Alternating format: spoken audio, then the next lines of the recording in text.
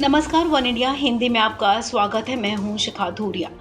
आयकर के नए पोर्टल में तकनीकी खामियों को लेकर कांग्रेस के वरिष्ठ नेता शशि थरूर ने केंद्र की मोदी सरकार पर निशाना साधा और आरोप लगाया कि इस पर 4200 करोड़ रुपए खर्च करने के बावजूद सरकार इसे उपयोग के अनुकूल बनाने में सफल नहीं हुई और इससे अव्यवस्थाएं पैदा हो गई।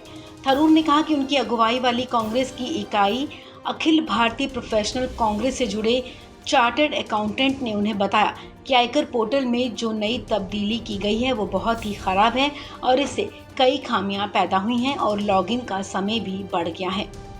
उन्होंने कहा कि ये स्पष्ट नहीं है कि सरकार ने जून महीने में आयकर पोर्टल में बदलाव क्यों किया। ये बेहतर फैसला होता कि पिछले वित्त वर्ष के आखिर या फिर नए वित्त वर्ष की शुरुआत में इसमें बदलाव किया जाता ताकि आयकर के रिफंड के हकदार करदाताओं को इस मुश्किल समय में मदद मिल जाती। गौरतलब है कि आयकर के नए पोर्टल की शुरुआत 7 जून को की गई थी और इसके बाद उपयोगकर्ताओं ने इसमें कुछ तकनीकी दिक्कतों की शिकायत की थी।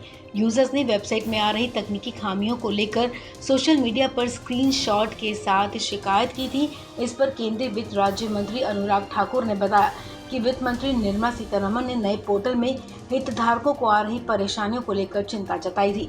उन्होंने इन्फोसिस से बिना समय गंवाए सभी मुद्दों का हल तलाशने, सर्विस सुधारने और शिकायतों को प्राथमिकता के तौर पर हल करने का आग्रह किया था। इन्फोसिस के अधिकारियों के साथ उन्होंने 2 टूक शब्दों में कहा था कि जो भी कमियां सिस्टम में आपके हैं उनको जल्द से जल्द दूर किया जाए और हर रोज कम से कम 2 घंटे हमारे इनकम टैक्स के विभाग के अधिकारी भी, रेवेन्यू सेक्रेटरी भी, यहाँ तक कि इन्फोसिस के लोगों के साथ पोर्टल के साथ जुड़ी किसी भी समस्या को दूर करने के लिए उनसे संवाद चर्चा भी करते हैं और एक एक करके समस्याओं को दूर भी किया जा रहा है। और वित्त मंत्री जी ने 2 टूक शब्दों में इन्फोसिस को कहा कि जिस तरह से आपने पहले जीएसटीएन में जो कमियां थी कहा गया उसको दूर करने का प्रयास किया, अब इसको भी दूर कीजिए और जल्द से जल्द करनी चाहिए।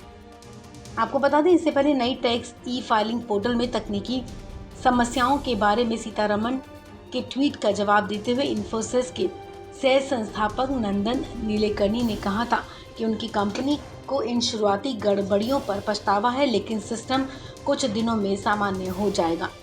नीलेकर्णी ने ट्वीट कर जवाब देते हुए कहा था कि नया ई फाइलिंग पोर्टल फाइलिंग प्रक्रिया को आसान करेगा और उपयोगकर्ताओं के अनुभव को बढ़ाएगा। इस खबर में फिलहाल इतना ही। तमाम अपडेट्स के लिए आप बने रहिए वन इंडिया हिंदी के साथ।